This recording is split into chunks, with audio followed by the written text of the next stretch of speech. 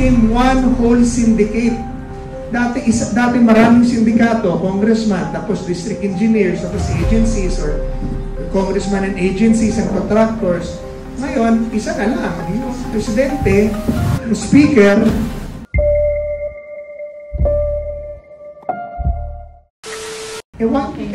DPWH pa lang po yan. Wala pa po yung DA, wala pa yung, hindi pa natin pag-uusapan yung gamot sa DOH. Yung DA na sa dami-dami pinamimigay po dyan, ay hindi ko magtaka kung bilyon-bilyon din piso ang winaldas dyan. Dahil, ang cost niya, dahil nakita po natin na yung sistema dati ng pork barrel, ng PDAF, dati kasi yung mga congressman at saka senador, kanya-kanyang lakaran. No? First of all, meron silang naka-appropriate sa kanya, naka-earmark sa kanila na 250, 70 million a year. Pero kanya-kanya silang lakaran sa mga agencies. Ang nakita po natin ngayon ay manipulasyon mula sa Office of the President and ayon kay Saldico mula sa Presidente. Tapos, inareglo sa Speaker, tapos pina-operate kay Zaldi as chairman ng Committee on Appropriation. So, kaya nakita natin na napakalaki naman nung pagkaka-operate kasi now, it became one whole syndicate. Dati maraming sindikato, congressman, tapos district engineers, tapos agencies, or congressman and agencies and contractors.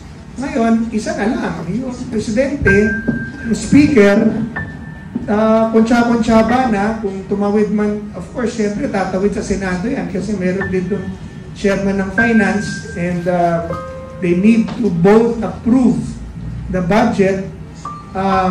So naghahatian. Naalala po natin, I think this was 2022 or 23, 22, possibly 23 budget. Nagre-reklamo ang Senado, naaalala ko po, dahil napakalaki raw ng diferensya ng NEP papunta rin sa BICAM, papunta rin sa pipirmahanggaan.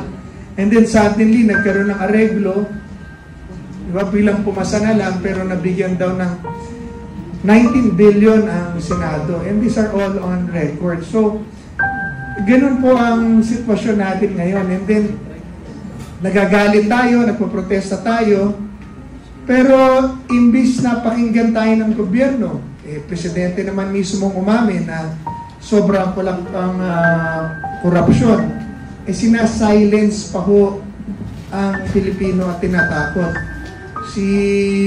Yung ginawa ho kay Kiko is an assault to all of us who are fighting corruption. But then, ikulong kung ikulong, patayin kung patayin. Pero yung damdamin ng Pilipino na labanan ng korupsyon at abuso, hindi ho nila mapapatayan. And I think there's more yet to come. Wala na Protesta ng INC, nagprotesta ng Romano Katoliko. Ngayon po, nag-uusap-usap ng mga Christian groups and they're inviting me na they will give their positions themselves. I mean, the whole Philippines is already crying for change. And ayun ang panawagan natin sa gobyerno. Meron pang 3 taon kung talagang may pagmamahal kayo sa bayan at sa ating Pangulo, kung talagang mukhang hindi ka naman talaga bababa.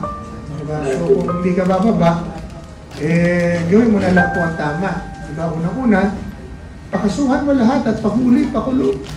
Lahat ng nag-abuso, kahit pinsan nyo po, imbestigahan nyo, huwag nyo itago. Pangalawa, magpa-imbestiga ka rin if you want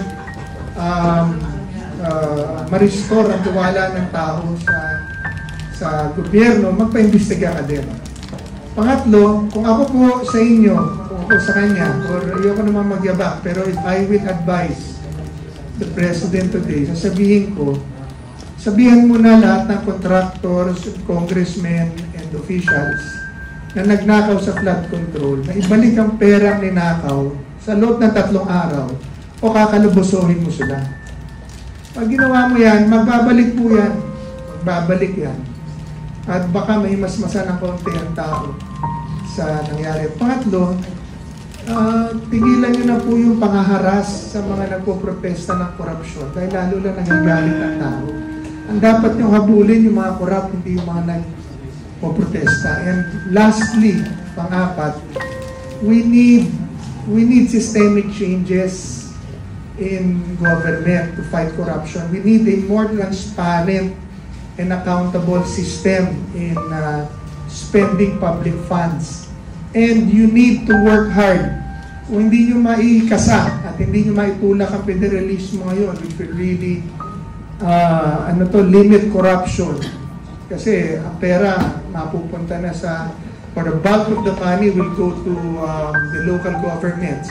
Nililiit ang paglalaroan. Siguro kung meron silang 6 na trilyon na paglalaroan ngayon, subject to corruption, pag finederalize mong sistema, baka 1 trilyon na lang.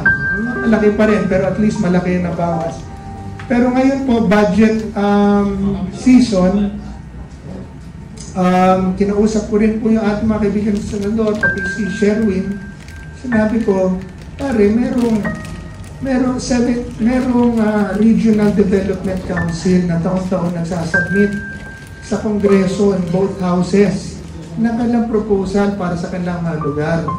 30% lang ang ina-approvean nyo sa kanilang mga isinasubmit na budget proposal. 70% pinaglalaroan na lahat ng national government. Kaya ganito nangyayari, mga lugar na hindi naman kailangan ng flood control, nagkakaroon ng flood control projects. Mga naririnig natin noon, mga fertilizers, mga lugar, mga syudad na hindi naman nangangailangan ng fertilizer funds. Kakaroon ng fertilizer funds kasi nga pinaglalaroan ng national government, which is 300 congressmen, 24 senator, 1 president. Vice president is not part of the budget preparation. The vice president only receives the appropriation that will be approved to her by, or to him, or to the office by Congress and the president. So, yan po, ngayon pa lang, pwede na nilang ganapan po yun. You know, ito na po, dito na magtatapos. Ang local government, lagi na lang nagre-reklamo, walang pera, di ba? Nasa kanilang baha, pero hindi nila maipagawa ang kanilang mga dike dahil lahat ng pera nasa Kongreso, nasa Senado. So pag hindi na sila mabigyan, dahil naubos na sa ayuda, di ba? Nakita natin nung eleksyon, kaluwat kanan ng ayuda, tapos ngayon walang pambayad sa PhilHealth. Kasi 60 billion pesos pala ng PhilHealth, naggasto sa flood control at sa kampanya, 170 billion pesos ng PDIC na para sa bangko, naggasto sa flood control at sa kampanya. Ngayon,